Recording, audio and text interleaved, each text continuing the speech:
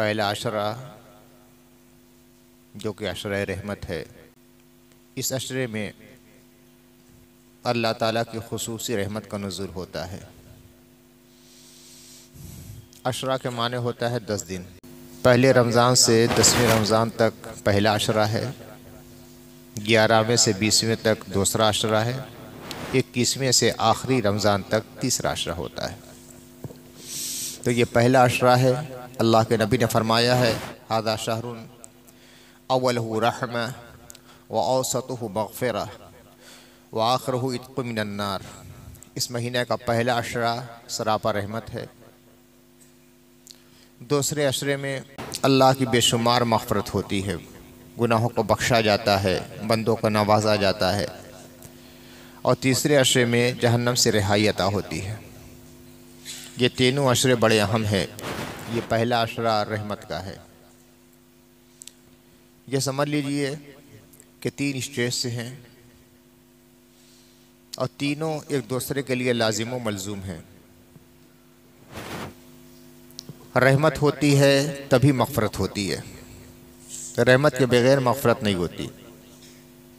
इंसान इतना गुनाह किए रहता है, इतना गुनाह किए रहता है कि उसकी नेकियां नाकाफ़ी होती हैं।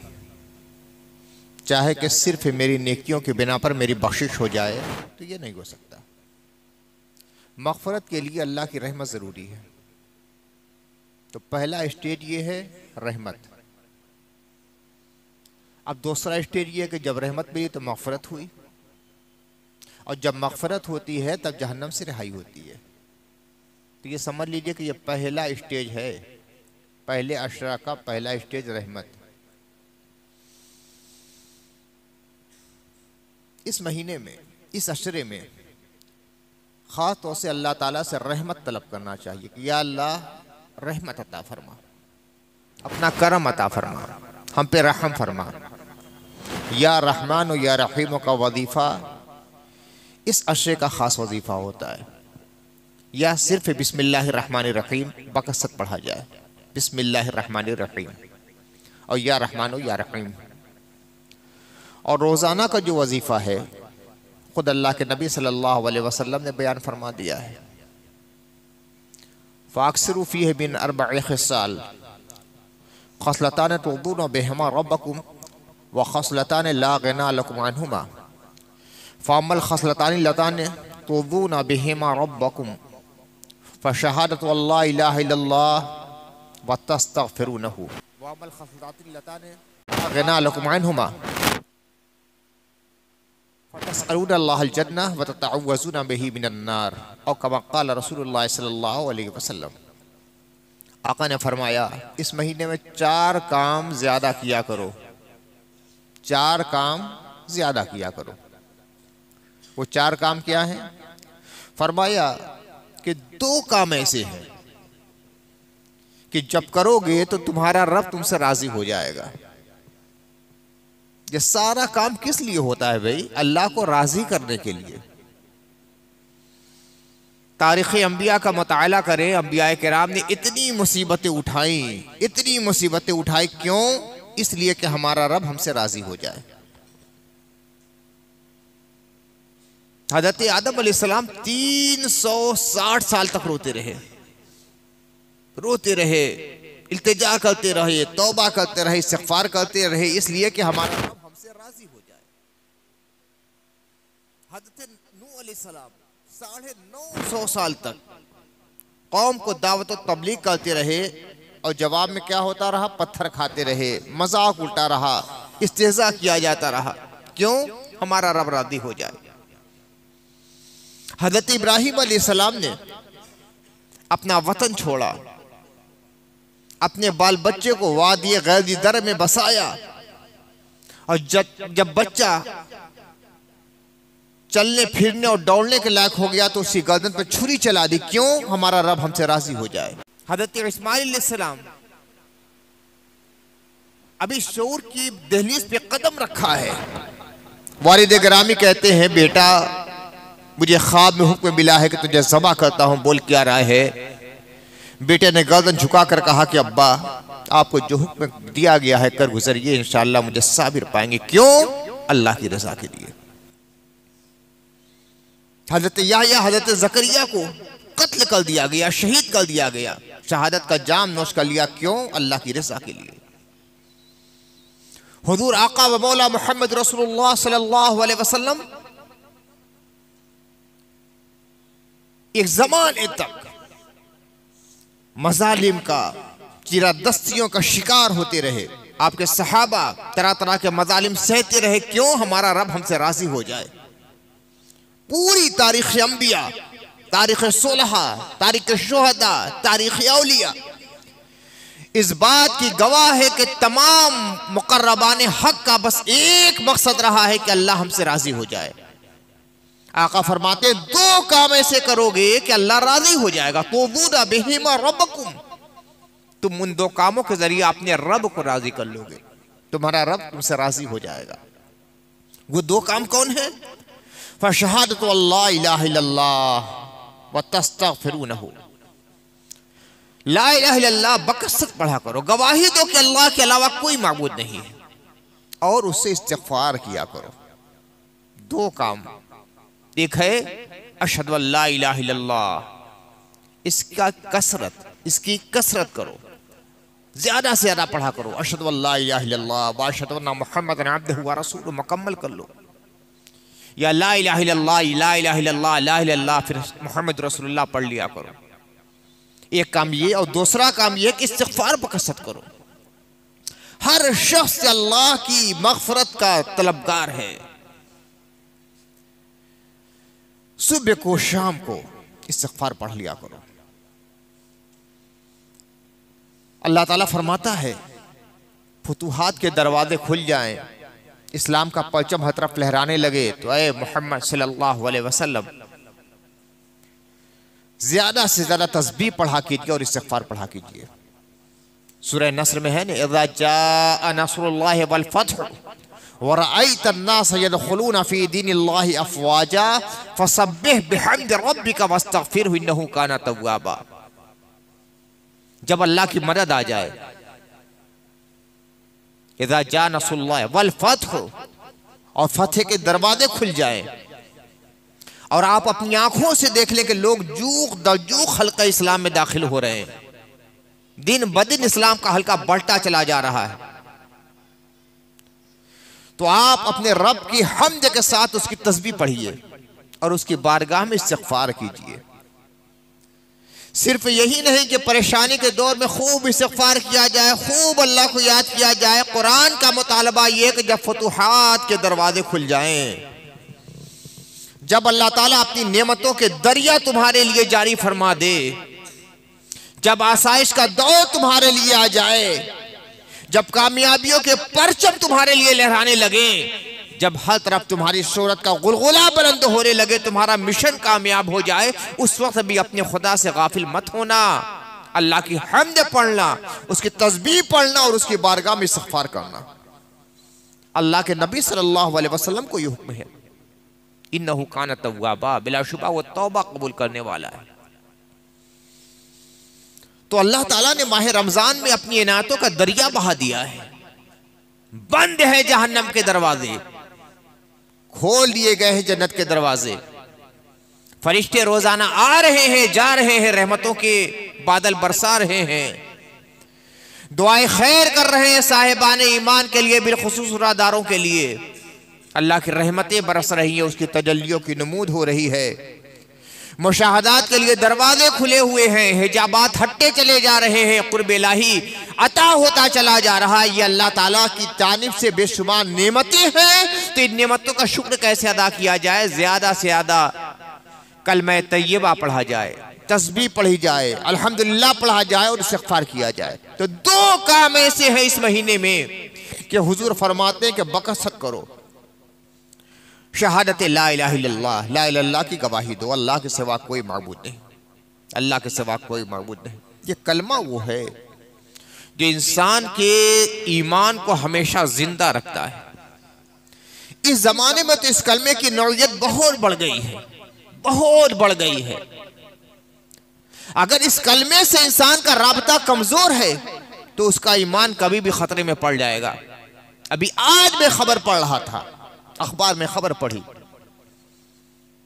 तरावी पढ़कर एक शख्स आ रहा था, रास्ते में पकड़ लिया कुछ लोगों ने, बोलो ये उनके मजहब का नारा लगाओ, नहीं लगाया, मारना पीटना शुरू हो गया। एकदम आम बात हो गई है, आम बात हो गई है। कलमे से इनकार करो। कौन आदमी अपने ईमान पर जिंदा रहेगा जो बराबर कलमे का विरोध करता रहेगा? आखिरी वक्त इंसान का होता है।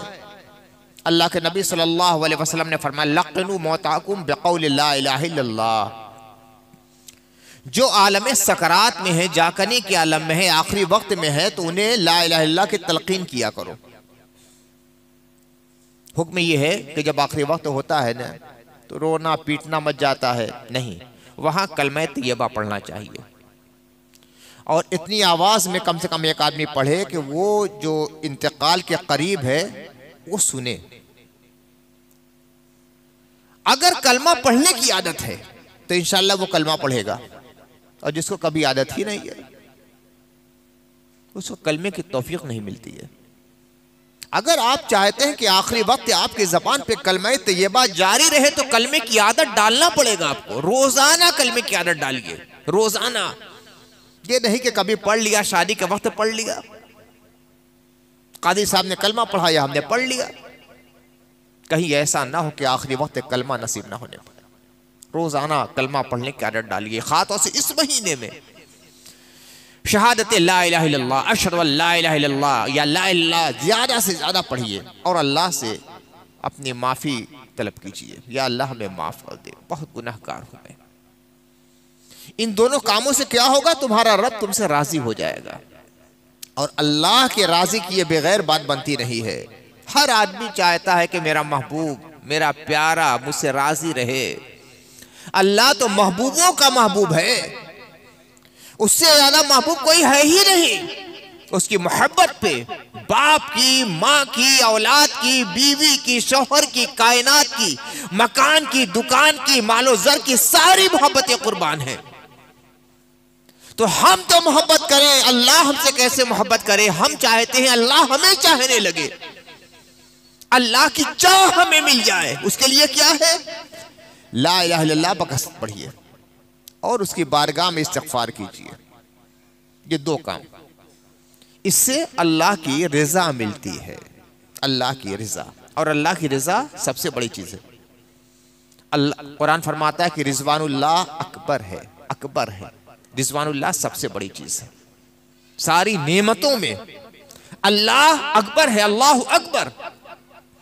और अल्लाह की नेमतों में सबसे बड़ी नेमत क्या है? वो रिज़वानुल्लाह, अल्लाह की रिजा। अरे रिज़वान इलाही, अल्लाह की खुशनुदी इतनी बड़ी चीज है कि जन्नत पे मुकर्रर जो फरिश्ता है, तमाम मुकर्रर फरिश्तों का जो सिपा सालार है, उसका नाम भी रिज़वान है। इसीलिए जन्नत रिज़वान कहा जाता है, रिज़वान की जन्नत। जन्नत में जन्नतियों को नेमतें मिल जाएगी। सारे जन्नती मगन, सारे जन्नती मगन। ऐसी नेमतें हैं हम सोच भी नहीं सकते, ख्याल में नहीं आ सकता। इरशाद इलाही होगा, जन्नतियों कुछ और चाहिए। कहा कि मौला अब इससे ज्यादा क्या हो सकता है? जो तूने हमें अता कर दिया, क्या इससे ज्यादा भी हो सकता है? कहा कि हाँ। वो क्या है मौला? कहा कि मैं अपना रिज़वान और खुशनुदी देता हूं कि मैं तुमसे राजी हो गया। फरमाया गया कि यही सबसे बड़ी नेमत होती है। तो हुजूर ने फरमाया कि दो काम करोगे तो अल्लाह राजी हो जाएगा। एक काम यह कि ला इलाहा इल्लल्लाह बकसरत पढ़ो, दूसरा काम यह है कि इस्तिग़फ़ार पढ़ा करो। फिर अल्लाह के नबी फरमाते हैं कि दो काम ऐसे हैं कि उनसे किसी तरह चाराकार है ही नहीं, छुटकारा नहीं है। हर हाल में तुम्हें उसकी जरूरत है, उससे बेनियाद नहीं हो सकते। ला गिना लकुम अन्हुमा, उससे बेनियाद नहीं हो सकते, उससे छुटकारा नहीं पा सकते। एक काम यह है कि अल्लाह से दुआ करो कि अल्लाह जन्नत दे दे। दूसरा काम यह है कि अल्लाह ताला से ये भी तलब करो कि या अल्लाह जहन्नम से हमें माफ़ फरमा दे, जहन्नम से रिहाई अता फरमा दे। दो दुआएं हों, जन्नत के हुसूल की दुआ, जहन्नम से रिहाई की दुआ। ये चार काम खास तौर से इस महीने के लिए करना है, ये खास अमल है। और ये अमल खास से इफ्तार के वक्त और सहरी के वक्त करना चाहिए। इफ्तार के वक्त और सहरी के वक्त। इससे पहले भी मैंने कहा था इफ्तार से कुछ पहले अपने को फारिग कर लिया कीजिए, बैठकर कलमा तैयबा पढ़ा कीजिए, इस्तिग़फ़ार पढ़ा कीजिए और दुआ कीजिए कि या अल्लाह हमें जन्नत दे दे, जहन्नम से रिहाई अता फरमा दे। उसी तरह सहरी के वक्त भी सहरी खाने से पहले तहज्जुद पढ़ लिया कीजिए, या सहरी खाने के बाद टाइम है तो तहज्जुद पढ़ लीजिए, बेहतर है कि पहले पढ़ लीजिए। फिर कलमा तैयबा पढ़ लीजिए, इस्तिग़फ़ार पढ़ लीजिए और दुआ कीजिए अल्लाह की बारगाह में कि या अल्लाह जन्नत अता फरमा, जहन्नम से निजात अता फरमा। दो अमल है, दो दुआएं हैं, जो सबसे अहम दुआ है। फिर ये महीना खास तौर से हमदर्दी का महीना है। वह शहरुल मुआसात, अल्लाह के नबी ने फरमाया कि ये महीना हमदर्दी और खैर खाही का महीना है। खैर खाना मिजाज बनाइए। मैं इससे पहले भी कभी बयान कर चुका हूं कि आमतौर से ये सोचते हैं कि ज़कात देना इसी महीने में फर्ज है, ऐसा कतन नहीं है। जब इंसान के ऊपर ज़कात वाजिब हो जाए तब ज़कात फर्ज हो जाती है, यानी इतनी रकम रहे कि निसाब के बराबर पहुंच जाए और एक साल जब गुजर जाए, पूरा साल जब हो जाए, चाहे शव्वाल में हो, ज़िलक़ादा में हो, ज़िलहिज्जा में हो, मुहर्रम में हो, सफ़र में हो, किसी महीने में हो, बस वहीं उसके ऊपर ज़कात फ़र्ज़ हो जाती है। साल जैसे ही गुजरा, जिस महीने में पूरा साल हुआ, उस रकम पर ज़कात फ़र्ज़ हो गई। इस महीने में ख़ास तौर से ज़कात इसलिए दी जाती है कि इस महीने में 70 गुना ज़्यादा सवाब मिल जाता है, 70 गुना ज़्यादा सवाब मिल जाता है। बहुत से लोग ये पूछते हैं कि क्या ज़कात एडवांस में दी जा सकती है, यानी साल की ज़कात दे दी गई, अभी अगला साल हमारा पूरा नहीं हो गया, कोई ज़रूरतमंद आ गया, ज़कात दी जा सकती है? बिल्कुल दी जा सकती है। नियत ये कर ले कि जो अगला निसाब मेरा होने वाला है उसमें से मैं ये ज़कात देता हूं, नोट करके रख लीजिए कहीं। अब जब साल पूरा हो जाए, आपको जितनी ज़कात देना है उसमें से उतनी रकम कम कर दीजिए, कोई परेशानी नहीं। आप एडवांस भी ज़कात दे सकते हैं, पेशगी ज़कात भी दे सकते हैं। ज़कात का वक्त पूरा हो गया है, एक साथ पूरी देना ज़रूरी है। दे तो अच्छा है, एक साथ दे तो अच्छा है, बहुत का कोई ठिकाना नहीं। लेकिन अगर आप चाहते हैं कि नहीं बार बार लोग आते हैं, कुछ ज़रूरतें बाद में भी पड़ सकती हैं, तो आप बेहतर यह है कि वो रकम किनारे कर दें। अगर आप रमज़ान महीने का फ़ैद भी पाना चाहते हैं और ये सोचते हैं कि दूसरे महीने में भी हम देते रहें, वो पूरी रकम निकाल कर किनारे कर लीजिए और उसको अपने मसरफ में मत लीजिए। और जब जब ज़रूरत पड़े, ईद पर, बकरीद पर, मुहर्रम पर, कोई शख्स ज़रूरतमंद आ गया, जहाँ ज़रूरत महसूस करते हैं वो रकम दे दीजिए, तो इंशाअल्लाह माह रमज़ान में ज़कात देने का आपको सवाब मिलेगा। लेकिन वो रकम जो किनारे आपने कर दी है उसमें से आपको खर्च नहीं करना है। लेकिन अगर किनारे नहीं की है, कुछ रकम निकाल दी है, ज़रूरत इस वक्त कोई परेशानी है, उतनी रकम नहीं निकाल सकते हैं, तो बाद में भी आप निकाल सकते हैं। राह रमज़ान में जो 70 गुना का सवाब है वो आपको नहीं मिलेगा। ये महीना हमदर्दी का है, बहुत हमदर्दी का मिजाज होना चाहिए, खैरखाना मिजाज होना चाहिए। कभी कभी मैं गौर करता हूं कि अल्लाह ताला ने इतनी अहम नेमत अता फरमाई है अदायगी ज़कात की सूरत में कि सही तरीक़े से अगर ज़कात अदा की जाए तो मुस्लिम मुआशरे में कोई गरीब और फ़कीर और भिखारी ना रहे। लेकिन सबसे ज़्यादा भिखारी मुसलमान ही में क्यों है? हुस्न ज़न रखता हूं कि लोग ज़कात देते होंगे, भाई हर मुसलमान के लिए हुस्न ज़न रखना भी चाहिए।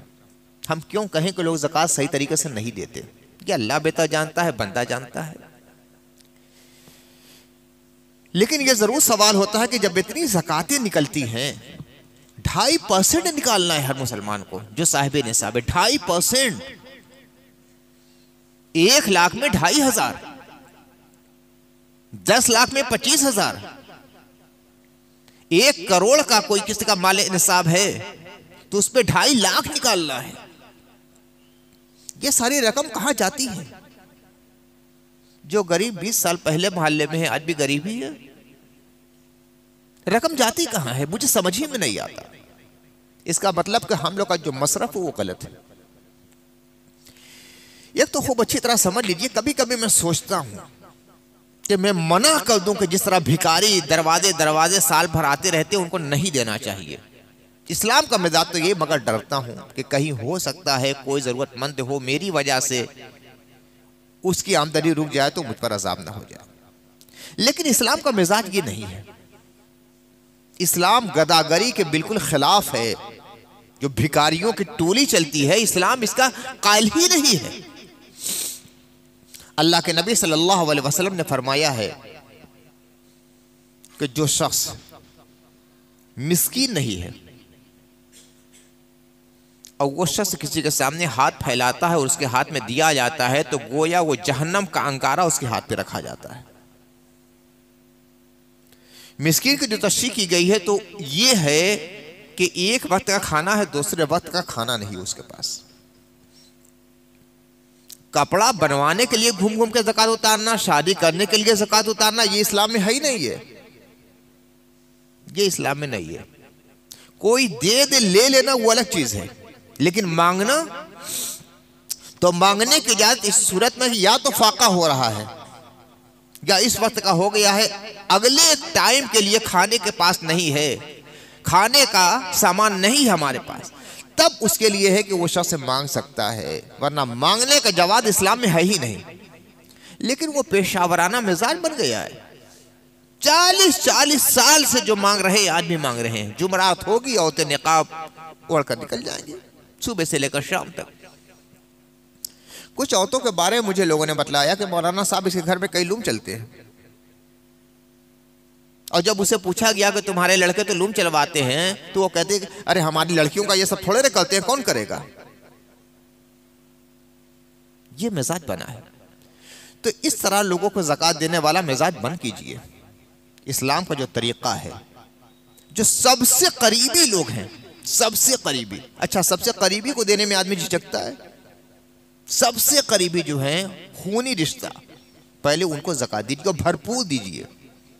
सगा भाई है, सगी बहन है, भतीजा है, भांजा है, बहनोई है, सबसे पहले इनका ख्याल कीजिए और भरपूर दीजिए, जो जरूरत के मुताबिक उन्हें दीजिए। ये एक लुंगी और एक सूट दे देने का नाम नहीं है ज़कात देना। अगर अल्लाह ने आपको अता फरमाया है, एक लूम लगवा दीजिए, जाके अपना खाए कमाए, कम से कम मुआशरे से एक गरीब तो कम हो जाएगा। ये है ज़कात देने का तरीका। 5 रुपया 10 रुपया, 5 रुपया 10 रुपया, 2 रुपया जो हम लोग देते हैं ना, इस्लाम का तरीका कभी रहा ही नहीं है। ये हम लोग बंदर बांट कर डालते हैं ज़कात की। फिर उसके बाद खूनी रिश्ते के बाद नंबर आता है जो ताल्लुकाती लोग हैं, ससुराल के लोग हैं, मिलने जुलने वाले लोग हैं, दोस्त अहबाब हैं, पड़ोस के लोग हैं। खातों से ज़कात में उन लोगों का ख़ास लिहाज किया जाए जो बड़े शरीफ हैं, मुअज़्ज़ज़ हैं, इज़्ज़तदार हैं, परेशान हैं, लेकिन खुददारी की वजह से किसी के सामने ज़बान नहीं खोलते। आपको अंदाज है कि मेरे घर ये काम करने वाला कारीगर है, बहुत गरीब है, तो एक लुंगी देने पर किफ़ायत मत कीजिए या एक सूट देने पर किफ़ायत मत कीजिए, भरपूर उसकी मदद कीजिए। ये किसने कहा है कि 100 आदमी को आप ज़कात दीजिए? एक आदमी को दीजिए, एक आदमी को, लेकिन उसकी जरूरत पूरी हो जाए। लेकिन इस बात का बहुत लिहाज होना चाहिए कि जिसको आप ज़कात दे रहे हैं वो साहिब निसाब ना हो, वो फ़कीर और मिस्कीन हो। इन्नमा सदक़ातु लिल-फ़ुक़राए वल-मसाकीन वल-आमिलीन अलैहा। 8 मदे इस्लाम ने बयान की हैं फ़ुक़रा और मसाकीन के लिए।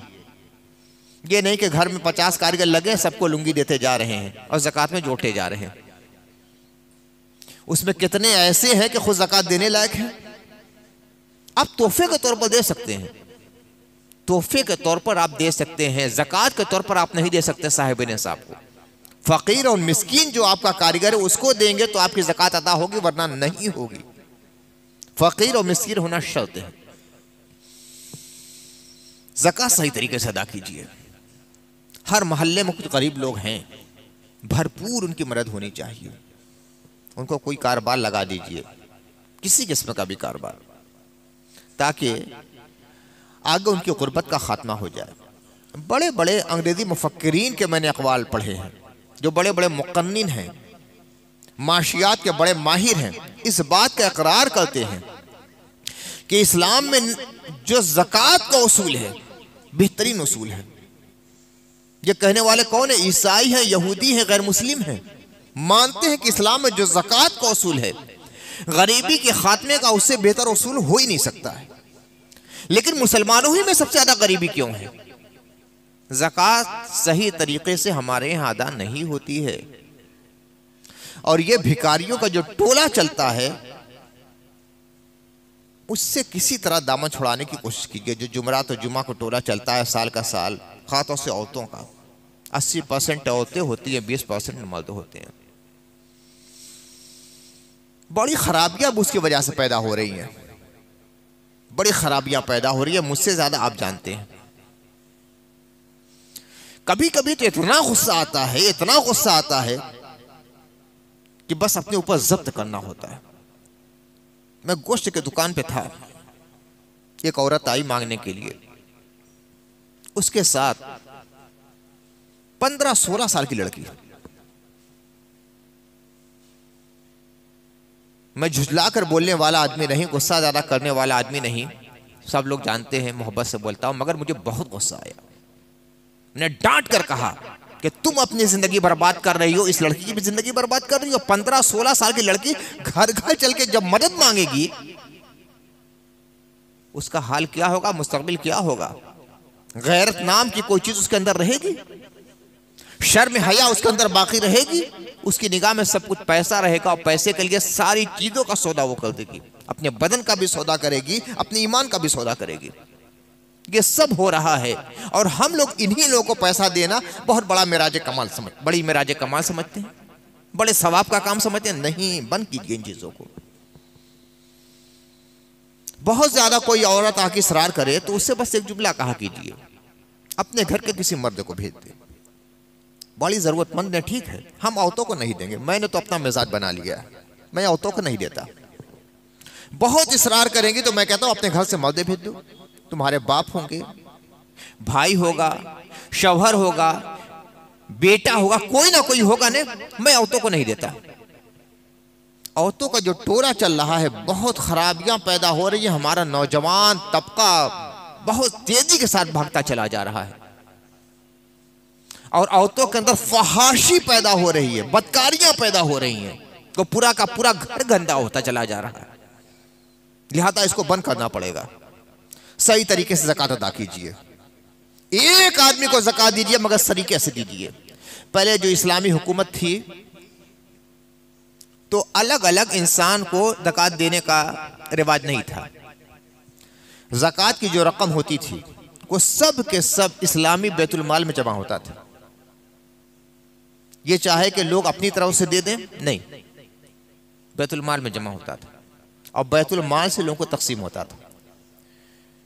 कोई बूढ़ा आदमी है, गरीब है, उसके लिए वजीफा होता था, बेवा औरत है, गरीब है, उसके लिए वजीफा होता था, यतीम है, गरीब है, उसके लिए होता था, बीमार है, उसके लिए होता था। और इतना अच्छा सिस्टम था कि उस जमाने में, इस जमाने जैसे हॉस्पिटल तो नहीं थे, मगर मतलब थे, कोई इलाज नहीं होता था, ना तालीम का एक पैसा लगता था, ना इलाज का एक पैसा लगता था, सब मुफ्त में होता था। कोई इस्लामी सिस्टम था, इस्लामी निज़ाम था। हज़रत सैयदना अबू बकर का ज़माना आया जब आप खलीफा हुए, तो कुछ लोगों ने ज़कात देने से इनकार कर दिया था। हम बैतुल माल में ज़कात नहीं देंगे, हम बैतुल माल में ज़कात नहीं देंगे। तो हज़रत अबू बकर सिद्दीक़ रज़ियल्लाहु ताला अन्हु ने कहा कि इन लोगों से जंग की जाएगी। हज़रत उमर ने कहा ये लोग कलमा पढ़ने वाले हैं, अल्लाह के नबी ने फरमाया कि जो कह दे ला इलाहा इल्लल्लाह, अपनी जान और माल को उसने महफूज कर लिया, आप कैसे जंग कर सकते हैं? कलमा गो से जंग। तो हज़रत सैयदना अबू बकर सिद्दीक़ रज़ियल्लाहु ताला अन्हु ने फरमाया कि क्या आधे जाहिलियत में बड़े सख्त थे, आधे इस्लाम में इतने नर्म हो गए? जो शख्स नमाज और ज़कात के दरमियान तफरीक करेगा मैं उससे जंग करूंगा। ज़कात से इनकार करना गोया नमाज से इनकार करना है, मैं जंग करूंगा। और हज़रत अबू बकर रज़ियल्लाहु ताला अन्हु ने ऐसे लोगों से जिहाद किया है जो बैतुल माल में ज़कात अदा नहीं करते थे, लेकिन वो इस्लामी बैतुल माल था। आज जो बैतुल माल है उसकी वो हैसियत नहीं है कि इनसे जिहाद किया जाएगा। खूब अच्छी तरह समझ, वो इस्लामी बैतुल माल, इस्लामी हुकूमत का बैतुल माल था, वो हुकूमत इस्लामिया थी। तो हज़रत अबू बकर रज़ियल्लाहु ताला अन्हु ने ऐसे लोगों से जिहाद किया है जो अपने तौर पे ज़कात अदा करने की कोशिश करते थे कि बंदर बांट हो जाता था। लेकिन अब चूंकि वो इस्लामी हुकूमत नहीं है और बैतुल माल जो बनते हैं ना वो उसकी हैसियत वो नहीं है जो इस्लामी हुकूमत के बैतुल माल की थी कि खलीफतुल मुस्लिमीन उसको तकसीम कराते थे। लेकिन ये ज़रूर होना चाहिए, जो लोग बैतुल माल चलाते हैं बहुत बड़ा काम करते हैं, लेकिन सही तरीके से वो भी चलना चाहिए। जो शिकायतें आ जाती है बैतुल माल की, अक़रबा परवरी, अपने ख़ास लोगों को देना, दूसरों को नहीं देना, मैं समझता हूँ ये भी शिकायतें हैं। आज कोई भी बड़ा काम आदमी करता है तो शिकायत ज़्यादा होती है। हर आदमी को कोई आदमी खुश नहीं कर सकता। अब जिसको नहीं मदद होती है वो शिकायतें करता है।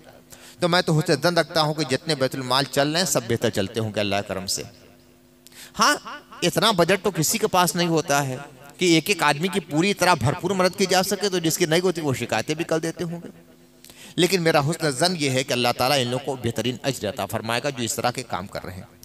लेकिन जो लोग अपने तई भी ज़कात अदा करते हैं तो इसका बड़ा ख़ास ख्याल करें कि ज़कात यकमुश्त कम से कम एक आदमी को भरपूर दें, कम से कम एक आदमी को तो भरपूर दे दें कि कम से कम मुआशरे का एक गरीब कम हो जाए। अल्लाह ताला ने बहुतों को नवाजा है, कितने लोग हैं करोड़पति हैं, तो उसमें से और लोगों को फुटकर देते रहे, मगर एक दो आदमी को भरपूर मदद कर दें कि ये सोच ले कि अपने मुआशरे के एक दो गरीब कम हो जाए। ये बहुत बड़ा काम होगा। अगर 100 आदमी ऐसा सोच ले, दो दो गरीब कम किया तो अपने मोहल्ले के 200 गरीब कम हो जाएंगे।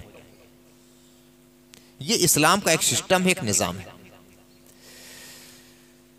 ज़कात किसको दें किसको ना दें, तो मैंने इससे पहले कई बार ये बयान कर दिया, आपके जहन में ये बात होगी, लेकिन कुछ नए लोग बार बार आते रहते हैं, कुछ नए मुसल्ली भी होंगे, यूट्यूब के ज़रिए भी आवाज़ें पहुँच रही हैं, इसलिए बता देता हूँ कि बहुत आसान जुमलों में बात याद कर रख लीजिए। आसान, अपनी अस्ल को नहीं दे सकते, अपनी नस्ल को नहीं दे सकते। अस्ल और नस्ल को ज़कात नहीं दी जाएगी। अस्ल क्या है? हमारे वालिद, हमारी वालिदा, ये हमारी अस्ल है। फिर उनके वालिद और वालिदा, यानी वालिद के वालिद और वालिदा कौन है? दादा दादी। वालिदा के अस्ल क्या है? उनकी वालिदा और उनकी वालिद, यानी हमारे नाना नानी, यानी बाप को, माँ को, दादा को, दादी को, नाना को, नानी को, परनाना को, परनानी को, परदादा को, परदादी को ज़कात नहीं दी जा सकती। उससे आगे के लोग तो होते भी नहीं है। परदादा तक और परनाना तक मसला भी नहीं आता, नाना नानी तक मसला रहता है। ये हमारी अस्ल है कि उनका खून हमारी रगों में दौड़ रहा है, वो हमारी अस्ल है। अपनी अस्ल को ज़कात नहीं देना है। अच्छा, अगर गरीब है तो क्या करें? गरीब हैं, किसी का नाना गरीब है, किसी के नानी गरीब है, किसी के दादा गरीब है, किसी के दादी गरीब है, अलग रहता है, बाप और माँ गरीब हैं, तब क्या करें? अब ज़कात भी नहीं देना है तो घर बैठ जाए? नहीं, ज़कात नहीं देना है, खिदमत करना है। ज़कात नहीं देना है, खिदमत करना है। हदीस शरीफ में यहां तक आया है कि अगर बेटा इलादा भी है, बाप को जरूरत है तो बेटे की रकम से वो ले सकता है। बेटे की रकम ले, ये चोरी नहीं है, उसका हक है। अलग रहता है बेटा फिर भी वो ले सकता है बाप, इतना हक उसका है। तुम्हारा वजूद, तुम्हारी जात, तुम्हारी जिंदगी सब उनकी मरहूने मिन्नत है, उनकी वजह से तुम हो। तो बाप और माँ का ये हक है कि तुमसे ले लें, तो उनकी खिदमत करना है। वरना जो उनको ज़कात तो दे नहीं सकते, चलिए कोई बात नहीं, या वो भी खत्म नहीं, खिदमत करना है। बाप है, माँ है, दादा है, दादी है, नाना है, नानी है, जो भी जरूरत रहे पहले उसको पूरी करना है, लेकिन ज़कात से नहीं। ज़कात तो हाथ का मैल है, उनको अपनी पाकीज़ा रोज़ी में से दीजिए, अपनी ज़रूरतें समेट लीजिए, अपनी ज़रूरतें समेट लीजिए, उनकी ज़रूरत पूरी कीजिए। अपनी दवाएं बाद में लाइए, उनकी दवाएं पहले लाइए। अपना इंतजाम बाद में कीजिए, उनका इंतजाम पहले कीजिए, ये उनका हक बनता है।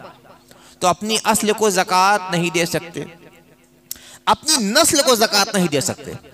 नस्ल कौन है? बेटा बेटी, फिर बेटा की औलाद, बेटी की औलाद। बेटा की औलाद कौन है? पोता और पोती। बेटी की औलाद कौन है? परपोता परपोती, नवासा नवासी। फिर उसी तरह परपोता परपोती, पर नवासा पर नवासी। उनको ज़कात आप नहीं दे सकते। ज़रूरतमंद है तब क्या करेंगे आप? बेटा अलग रहता है, वो ज़रूरतमंद है, आप ज़कात नहीं देना तो क्या करना है? उनकी मदद कीजिए, आपके ऊपर फर्ज बनता है। ये नहीं कि बेटा अलग है, अल्लाह ने आपको बहुत नवाजा है तो अलग रहता है, हमसे क्या मतलब है। नहीं, आपके ऊपर फर्ज है। वो परेशान हाल है तो क्या है जानते हैं? आपका खून तड़प रहा है, उसकी रगों में आपका खून है, आपके ऊपर फर्ज बन जाता है, उसकी मदद कीजिए। जिस बच्चे को बचपन में आपने अपने गोद में खिलाया है, जिसको उंगलियां थाम थाम कर आप चलाते रहे हैं, उसको जिंदगी के रुख बतलाए हैं, नशीब व फराज से वाकिफ किया है, आज वो परेशान है तो आपका फर्ज बनता है कि उसको मदद कीजिए। बेटी परेशान है तो मदद कीजिए, ज़कात नहीं देना है मगर मदद करना है। नवासा परेशान है, नवासी परेशान है, पोता परेशान है, पोती परेशान है, अल्लाह ने आपको नवाजा है तो मदद करना आपका फर्ज बन जाता है। जिस तरह अपने अस्ल की मदद करना फर्ज है, उसी तरह आपकी नस्ल की मदद करना भी फर्ज है। इनको आप ज़कात नहीं दे सकते, लेकिन मदद करना है या खिदमत करना है। बड़े का जो ताउन किया जाए उसका नाम है खिदमत, और छोटे का ताउन किया जाए तो उसका नाम है मदद। भाई को दे सकते हैं कि नहीं? दे सकते हैं। बहन को दे सकते हैं। अच्छा, ज़कात देने के लिए यह बतलाना जरूरी नहीं है कि यह ज़कात की रकम है। हाँ, अगर कंफ्यूज आप हैं कि यह ज़कात लेने के लायक है कि नहीं है तो उसकी वजाहत कर लीजिए और ये बतलाइए कि देखिए भाई, ये ज़कात की रकम है, आप लेने लायक हैं कि नहीं। अगर वो कहें कि हाँ लेने लायक है तो ठीक है, लेकिन जिसके बारे में यकीन है, अब वो बड़ा करीबी है, तो ज़कात का लफ्ज़ भी ज़बान से मत निकालिए। खातों से जो खुददार है, जैसे भाई है, तो ये मत कहिए कि ये ज़कात की रकम है। भाई ये आपकी खिदमत में कर रहा हूँ, नजर पेश कर रहा हूँ। बहन को आप इसी तरह दे दीजिए, ईदी के नाम पर आप दे दीजिए। अपने उस्ताद हैं, अपने शेख हैं, मस्जिद के इमाम हैं, मस्जिद के मुअज्जिन हैं, महल्ले के सरदार हैं, महल्ले के मुअज़्ज़ज़ आलिम हैं, कोई आलिम है, इस तरह का कोई हाफिज है, कोई कारी है, गरीब हैं, तो उनको देने के वक्त कभी ज़कात का लफ्ज़ मत लीजिएगा, उनका दिल दुखेगा। ज़कात का लफ्ज़ अदा करना कतन ज़रूरी नहीं है। आप ये खिदमत है, ये नजराना है, इस तरह आप लोग उनकी खिदमत कर दीजिए। हाँ, अगर कंफ्यूज आप हैं कि है कि नहीं, तो ये जरूर वाकिफत कर लीजिए कि वो ज़कात लेने लायक है कि नहीं। चचा को, चची को, फूफी को, फूफा को, भाई को, बहन को ज़कात दी जा सकती है। बीवी अपने शौहर को ज़कात नहीं दे सकती, शौहर बीवी को ज़कात नहीं दे सकता। सादात को, सैयद को ज़कात नहीं दी जा सकती। सैयद आले रसूल है, ये ज़कात की रकम जो है वो हाथ का मैल है, और जो आले रसूल है उनको हाथ का मैल नहीं दिया जाएगा, उनको नजर पेश की जाएगी। अगर कोई आले रसूल है, कोई सैयद हसनी हुसैनी औलाद है, तो हमारा फर्ज बनता है कि ये आले रसूल है, हम उनकी खिदमत करें, उनकी बारगाह में हदिया और नजराना पेश करें। ज़कात की रकम उनको नहीं दी जाएगी। तमाम बरादरियों में सिर्फ एक बरादरी ऐसी है सैयद की कि जिनका अलग ही मकाम है।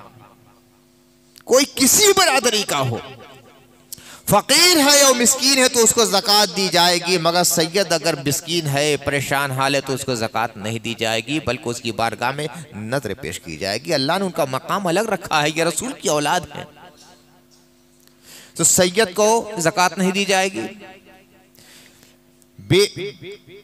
शौहर अपनी बीवी को ज़कात नहीं देगा, बीवी अपने शौहर को ज़कात नहीं देगी। आप सोचते होंगे कि बीवी और शौहर को ज़कात देने का क्या मामला है। कभी कभी ऐसा हो सकता है, शौहर साहिब निसाब नहीं है, बीवी साहिब निसाब है, औरतों के पास जेवर होता है, कुछ मैके का जेवर है, कुछ ससुराल का जेवर, वो साहिब निसाब हो गई। शौहर साहिब निसाब नहीं है, वो गरीब है।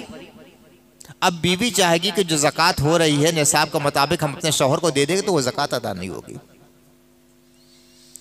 एक चीज का और ध्यान दीजिएगा, ज़कात ये बंदे का हक है मगर अल्लाह का हुक्म है, इसमें किसी तरह की छल कपट नहीं होनी चाहिए। बंदों को बेवकूफ बनाया जा सकता है, अल्लाह को फरेब नहीं दिया जा सकता। एक काजुल क़ुज़ात थे, चीफ जस्टिस इस्लामी दौरे हुकूमत में। मौलवी जब भागता है ना, शैतान से खतरनाक बनता है। जितने गुमराह फिरके भी पैदा हुए हैं, किसी जाहिल ने कोई फिरका पैदा नहीं किया है, आलिमों ने पैदा किया है। जितने भी फिरके पैदा हुए, चाहे कदरिया हो, जबरिया हो, मुतज़िला हो, जहमिया हो, राफिजिया हो, खारजिया हो, सब बड़े पढ़े लिखे लोगों ने ये फिरके पैदा किए हैं। जाहिलों ने कोई फिरका पैदा कभी नहीं किया है। इसलिए सिर्फ इल्म से मरूब नहीं, उन्हें बहुत बड़े आलिम फलाते इतनी किताबें लिख गए हैं इसलिए सही है, नहीं, ये कोई दलील ही नहीं, वरना सारे फिरके सही हो जाएंगे, सारे फिरके सही हो जाएंगे। इसी तरह इबादत की बुनियाद पर कोई फैसला नहीं करना चाहिए, अकीदे की बुनियाद पर फैसला करना चाहिए। खवारिज के बारे में अल्लाह के नबी सल्लल्लाहु अलैहि वसल्लम ने फरमाया था कि कुछ लोग ऐसे पैदा होंगे, ऐ उमर, उनकी इबादत के मुकाबले में तुम अपनी इबादत को हेज समझोगे, उनकी नमाज के मुकाबले में अपनी नमाज को हेज समझोगे, उनकी तिलावत के मुकाबले में तुम अपनी तिलावत को हेज समझोगे। किससे कह रहे हैं? हज़रत उमर से कह रहे हैं और सहाबा से अल्लाह के रसूल कह रहे हैं। फिर फरमाया कि वो कुरान की तिलावत करेंगे मगर कुरान के हुरूफ उनके गले से नीचे नहीं उतरेंगे, यहां तक रह जाएंगे, लेकिन कुरान को दिल की गहराई में उतरना चाहिए और इस्लाम को छेद कर इस तरह निकल जाएंगे जैसे कि तीर अपने शिकार को छेद कर निकल जाता है। ये खवारिज थे, खारजी। इबादत इतनी आगे थी कि सहाबा की इबादत ही है उनके सामने है। इल्म का मकाम ऐसा था कि कुछ ना पूछिए। हज़रत अली ने खवारिज से जंग की, जंग नहरवान, उनमें से अक्सर हाफिज और कारी थे, अक्सर हाफिज और कारी। और जो नारा भी बुलंद किया था, कहता इनिल हुक्म इल्ला लिल्लाह, फैसला सिर्फ अल्लाह का रहेगा। कितना अच्छा नारा था। हज़रत अली ने कहा था कलिमतु हक़्क़िन उरीदा बिहिल बातिल, बात तो सही है मगर इनकी मुराद जो है वो गलत है, मुराद गलत है, मतलब गलत है, मफहूम गलत है। तो बहुत से लोग बात सही कहते हैं मगर उनकी मुराद गलत होती है, मतलब और मकसद उनका गलत होता है। तो सिर्फ इल्म की बुनियाद पर हिदायत नहीं मिलती है, सिर्फ इबादत की बुनियाद पर हिदायत नहीं मिलती है। हिदायत मिलती है तो अकीदे की दुरुस्तगी की बुनियाद पर मिलती है। जितने भी फिरके पैदा हुए हैं सब के बानी बहुत बड़े आलिम हुए हैं। तो ये मौलवी जब बहकता है ना तो लाखों लाख लोगों को बहका देता है। अब वो सुधरता है तो पूरी कौम के सुधार का जरिया बन जाता है। शैतान से खतरनाक हो जाता है जब ये भागता है। ये आलिम जब भागता है शैतान से भी ज़्यादा खतरनाक होता है। तो वो कादिल क़ुज़ात जो थे, इस्लामी रियासत के चीफ जस्टिस, बहुत अमीर थे, सोना का काफ़ी ज़ख़ीरा, बादशाह के नूरे नज़र थे, हर तरफ से तहफ़ आते थे, नजर आती थी, सबसे बड़े आलिम। अब उन्होंने क्या किया, ज़कात फ़र्ज होने के लिए हौलाने हौल ज़रूरी है, निसाब हो, पूरा साल गुजर जाए। मान लीजिए किसी के पास निसाब है, साल नहीं गुजरा, रकम चोरी हो गई, तो उसके ऊपर ज़कात नहीं है। साल गुजरना ज़रूरी है, हौलाने हौल इसको कहते हैं। तो वो मौलाना साहब क्या कहते जानते हैं? 6 महीना खुद मालिक बन गए, 6 महीने के बाद बीवी को मालिक बनाते थे, फिर 6 महीने के बाद उनकी बीवी इनको मालिक बना ले, फिर वो 6 महीने के बाद ये मालिक हो जाए। पूरा साल गुजरता ही नहीं था, कभी ज़कात दी ही नहीं। लेकिन आलम क्या हुआ, पूरा बदन फोड़े से बिल्कुल पक गया। वो बदबू आती थी कि कोई करीब जाने की कोशिश नहीं करता था। दफन ऐसे किया गया है कि किसी तरह उनके लाश को उनके कमरे के अंदर ही कब्र का गड्ढा खोदा गया है और वो बांस के जरिए ऐसे कब्र के अंदर ढकेला गया है, कोई करीब जाने की कोशिश नहीं करता था। ऐसी दौलत किस काम की? तो इस तरह हम लोग भी हिला मवाली करते हैं, अरे इसमें से कुछ कम कर दे, उससे कुछ कम कर ले, उससे कुछ कम कर ले। अब जैसे ही रमज़ान आने वाला है, ज़कात देने वाला है, उससे पहले कुछ खर्च कर दें हम, कोई ज़मीन ले लें को इतना कम देना पड़ेगा। देखिए ज़मीन ले लेना बहुत अच्छी बात है, मगर इस गरज से हम खर्च कर रहे हैं कि इस तरह रमज़ान में हमें कम करना पड़ेगा, ज़कात कम देनी पड़ेगी, ये चीज़ अच्छी नहीं है।